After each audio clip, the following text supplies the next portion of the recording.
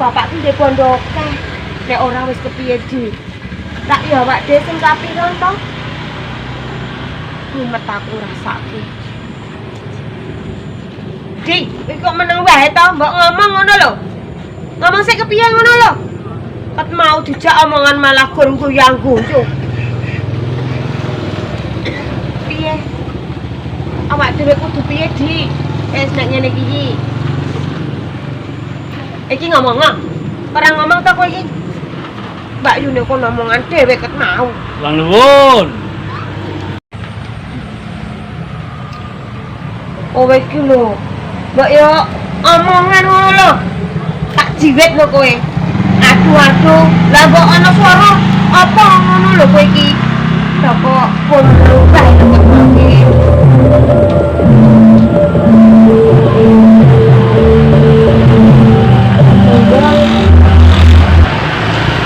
Periksa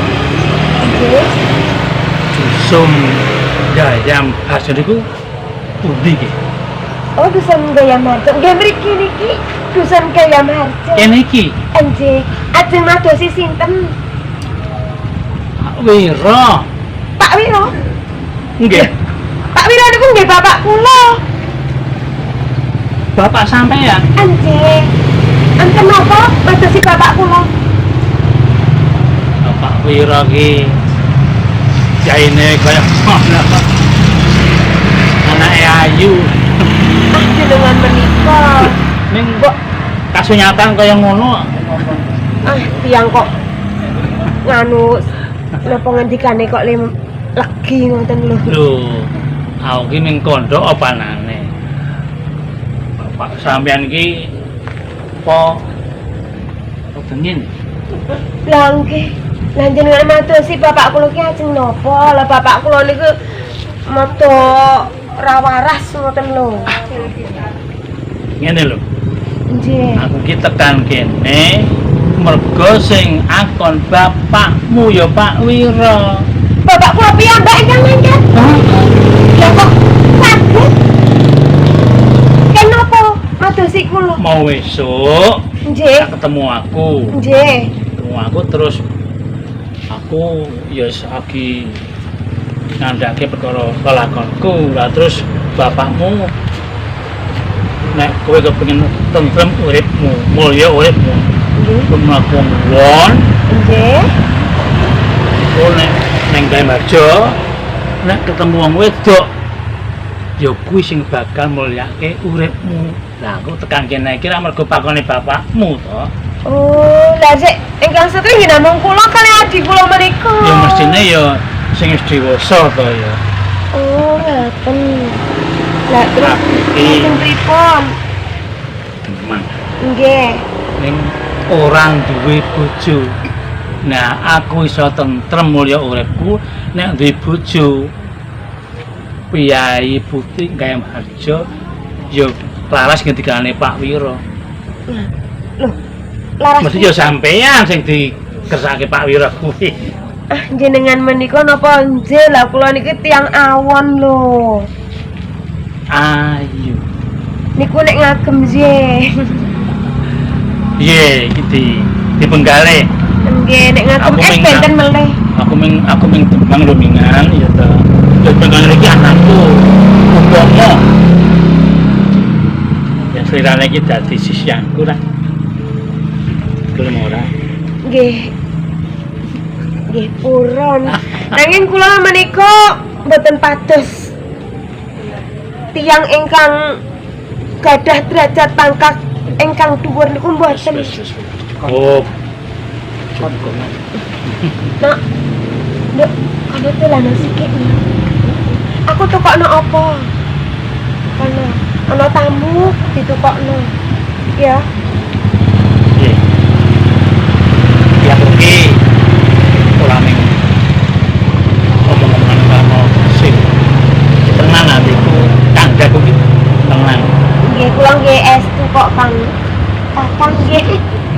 Ya ora apa. Jenengan nggih piyayine bagus. Ah ya men kaya Lentir kuning. Menawa nek kalih kula menika kula kados ngeten. Kula boten ayu, boten gadah napa-napa, bapak kula nggih namung tiyang boten waras ngoten nika. Napa panjenengan nggih ajeng purun leh kula estu. Iki ra karku ta iki. Sing bagus saiki wangsulanmu. Yen sirane tak bojo kasarane dadi sisyanku gelem po. Nggih menawi estu kula nggih purun. Tenan. Enjih. Wong kula mboten enten sing nyok purun leh kula, panjenengan purun nggih kula purun. Oleh laraning lara nora kaya wong kang nandang uyung mangan radoyan rajenak dolan nang omah bingung Mangkoto waro wati ngati doken mas wong bagus ngapora trenyo sawangan iki wong kang nandang uyung. tenang ya Estu Kang Mas. leku ngendika ya tenang temukan ngati ler batin tresnaku wuyungku mung marang Adi sapa? Kula Rara Suli. Rara Suli. Anjih. Coba lagi aku kepengin ngrasake ngrungokke bajute piye? Temu nggih mau. Nggih. Monggo kula nderek panjenengan mawon kula nggih jenengan ajeng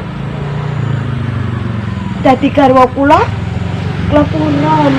Ora tembung cakapan tembang iki mau lho. Nggih. Sik pundi? Lali. Nggih kula kesupen. Aku ya lali.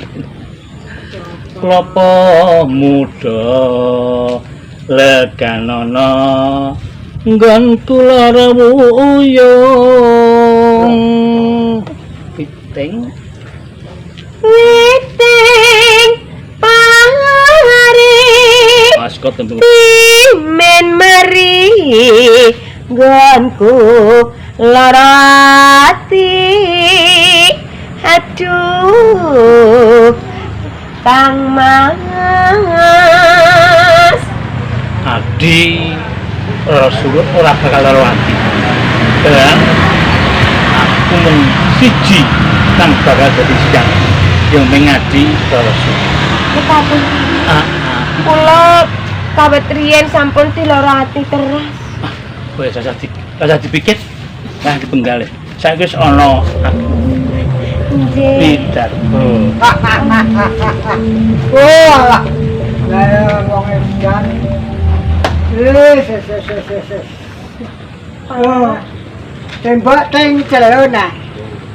Jarene kapok kok njuk nah. Aku parian ya. Niki bapak kula ngoten niki. Kowe wong edan kowe. Kok kowe kok tis-tisan cerak karo anakku. Kok kok njaluk tak antemi apa piye? Pak makerian. Lho panjenengan menika ingkang ngengken kakang menika. Kok to? Lah panjenengan iki Aku mboten tekan kene kira sing pakon Kak sampeyan to. bapak iki pripun to? Kapan aku Mangso. Ora enggal tekan gaya masuk kene. Nek ketemu wong wedon yo kae sing bakal lali ya.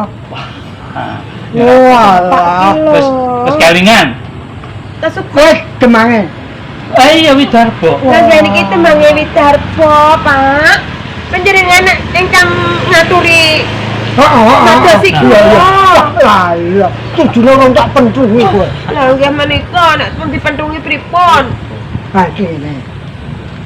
Kowe kemuran tak bejo. Nggih purun to, Pak? Ya, Kalih Piyayi Kowe piye? Bagus kok.